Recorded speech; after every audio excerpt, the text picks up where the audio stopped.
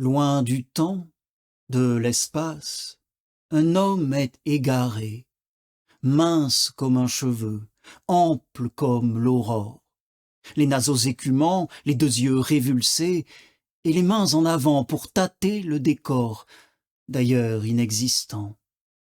Mais quelle est, dira-t-on, la signification de cette métaphore?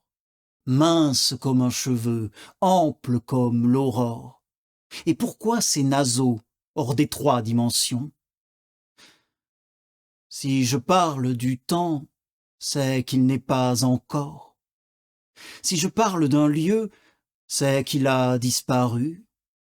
Si je parle d'un homme, il sera bientôt mort.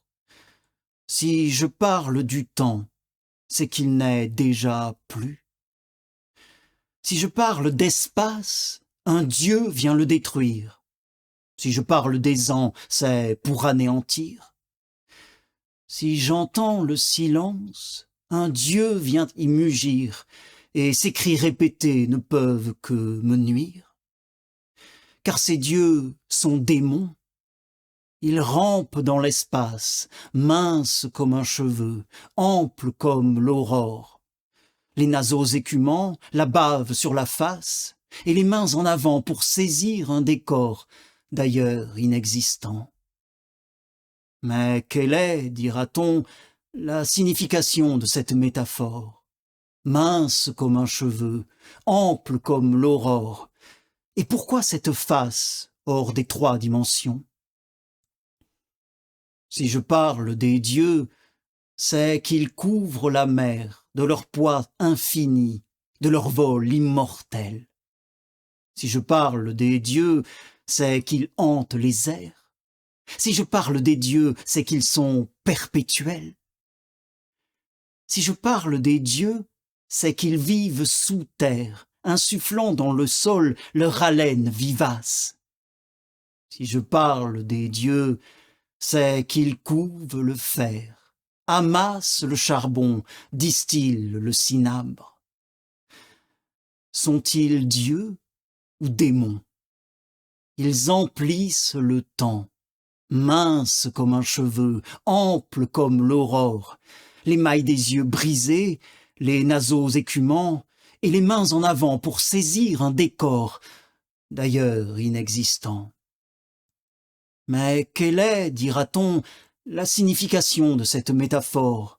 Mince comme un cheveu, ample comme l'aurore.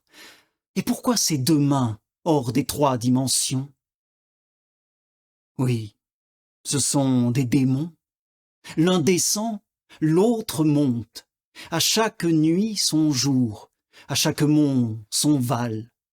À chaque jour sa nuit, à chaque arbre son ombre, à chaque être son nom, à chaque bien son mal.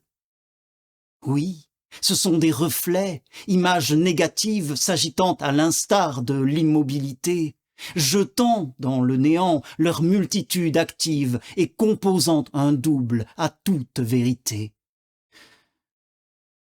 Mais ni Dieu ni démon, l'homme s'est égaré, mince comme un cheveu, ample comme l'aurore, les naseaux écumants, les deux yeux révulsés, et les mains en avant pour tâter un décor, d'ailleurs inexistant. C'est qu'il est égaré, il n'est pas assez mince, il n'est pas assez ample, trop de muscles tordus, trop de salive usée. Le calme reviendra lorsqu'il verra le temple de sa forme assurer sa propre éternité.